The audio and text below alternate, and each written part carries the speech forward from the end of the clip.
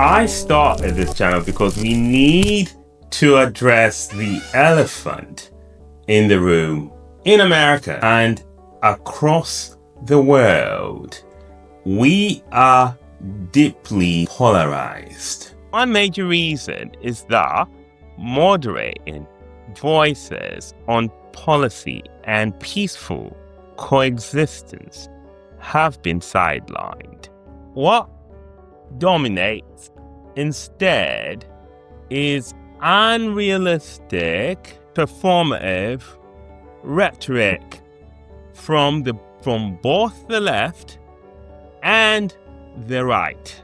Compromise has somehow become a dirty word, while extremist has been treated like a badge of honor.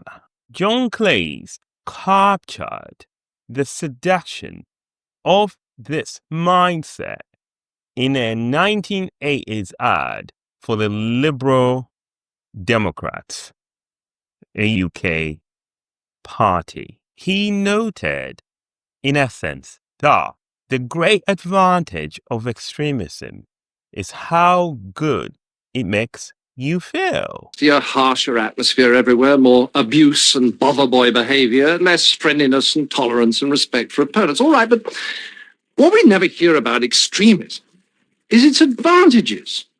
Well, the biggest advantage of extremism is that it makes you feel good because it provides you with enemies. Let me explain. The great thing about having enemies is that you can pretend that all the badness in the whole world is in your enemies and all the goodness in the whole world is in you. Attractive, isn't it? Because it gives you enemies. Once you have enemies, you can pretend all the badness in the world lives in your enemies and all the goodness in the world lives in you. It's an attractive delusion. So, how do you recognize extremism? It's when people imagine that all the good resides entirely with their side and all evil entirely with the other.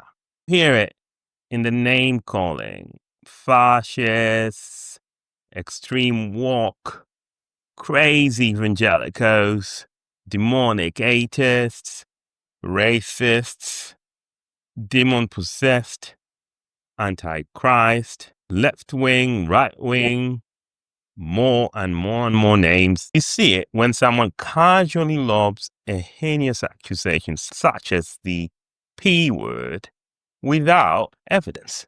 You see it when people refuse to extend the benefit of the doubt, or when, after being shown they were wrong, they simply go silent instead of correcting the record.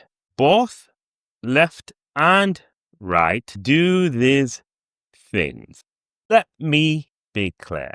I believe in freedom of speech, and I will use my speech to condemn extremist behavior, especially when leaders on both sides, yes, I say this, both sidism, if you want to call me that, that's fine, indulge in it. Consider a short story. A man convinced that all evil comes from the devil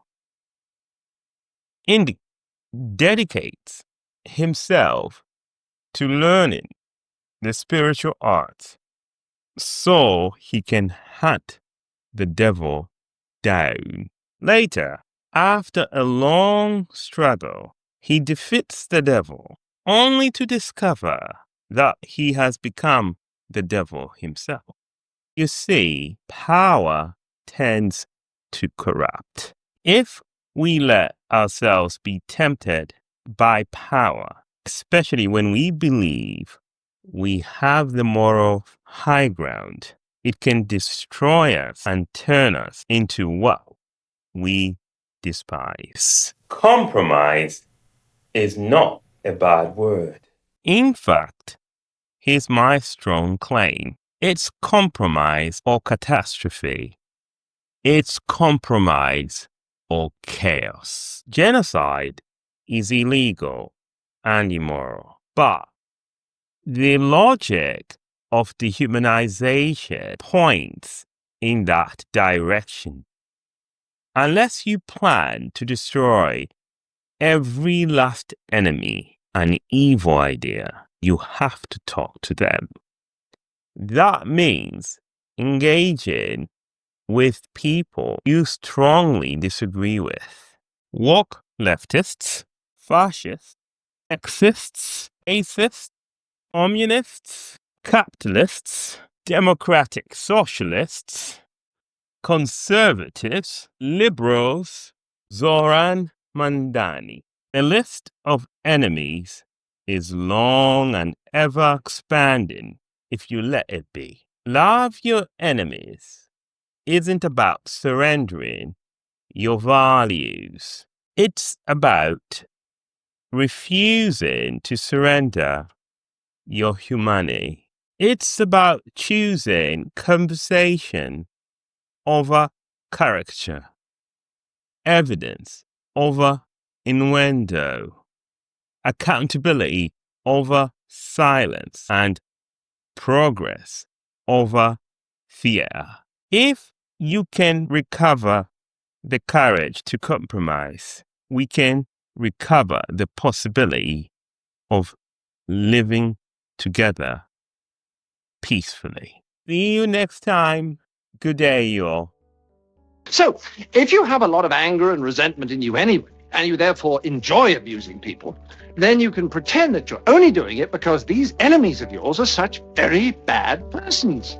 And that if it wasn't for them, you'd actually be good-natured and courteous and rational all the time. So, if you want to feel good, become an extremist.